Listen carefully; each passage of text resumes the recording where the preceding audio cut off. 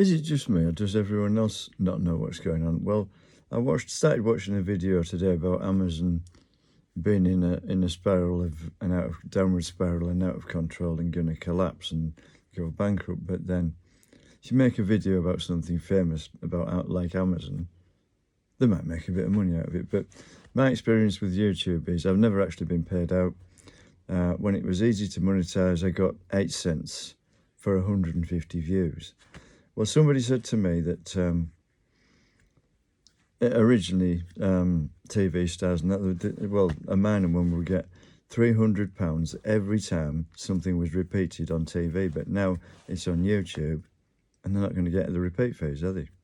So, if instead of 150, it would be what 300 times 100 is 30,000, isn't it? So it's going to be about 30 to somewhere between 30 and 50,000 if they had 150 repeats. But if they're only going to get 8 cents, but yeah, the more popular you get on YouTube, the more you actually earn. But you'll never earn that much, will you?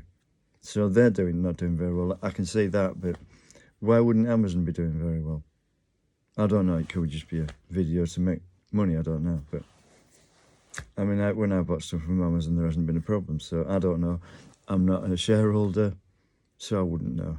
But yeah, I mean, obviously I can see that a lot of famous people have lost out because of things like YouTube and other platforms like that. And people are now putting television programs and things and music videos and that onto YouTube that they don't own. And then there's a sort of you get an argument saying, oh, you'll have to pay a certain amount of what you earn, or all of what you, or most of what you earn, to the star themselves or the writers and that, and then the writers may say, well, they've got us over a barrel, we don't get a very good deal, and they can't do, can they, compared to what they would once.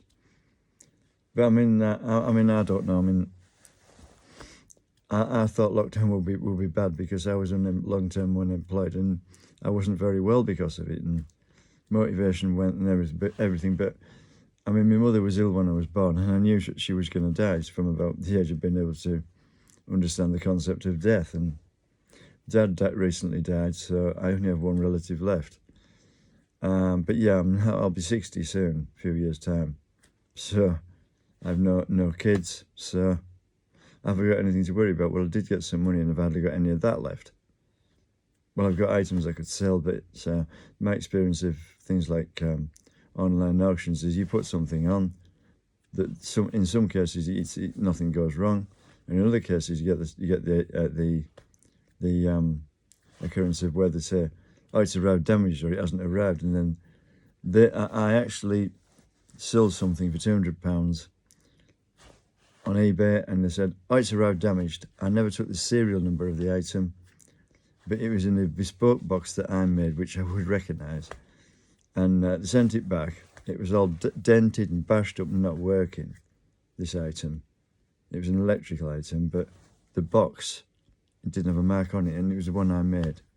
So if that was the original item, why wasn't the box all bashed up? It would be, wouldn't it, in theory? Because the box wouldn't be as hard as the metal item inside, would it? I never took the serial number, so I couldn't prove it. And the moment I wanted to report the customer, the tab to report them with had disappeared. I don't know what was going on there, but yeah, I lost 200 quid. So I'm not happy about selling anything on an online auction. Because if you go to an auction, a physical auction, if they buy something, they have so long to return it. And yeah, if you can prove to them it's working there and then, and if it doesn't work, well, it's usually sort of you have so many weeks to claim your money back or bring it back, and if you don't, it's your fault. But yeah, I mean, I've been to car auctions, and it was years ago, and there was a 2.8 Capri, and it said it had been returned because it was damaged on one side. But when I looked at it, it had been damaged badly down both sides, full length, and badly repaired. So there was a bit of an understatement there, wasn't it? They'd obviously realised it had been a really big shunt on both sides.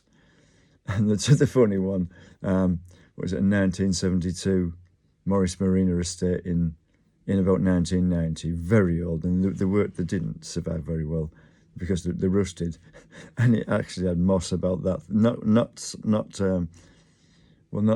slime or anything. It had moss about that thick growing on the rubbers on the windscreens and the side windows, and they say they bounce the bids off the wall of it, meaning that they're going as a bid over there, and there isn't one. They probably do, but then they say, oh, we wouldn't do that because it might sell on that bid, and well, they should just make another one up, won't they? Won't they? I don't know, but yeah, I mean, and obviously this Marina Coulton, they said, we said 1972 Morris Marina. What a little topper. Well, what else could you say about it? It was an heap. It was wrecked. It was clapped out. And it didn't even reach the reserve. Nobody bid on it because they knew it was just a pile of junk.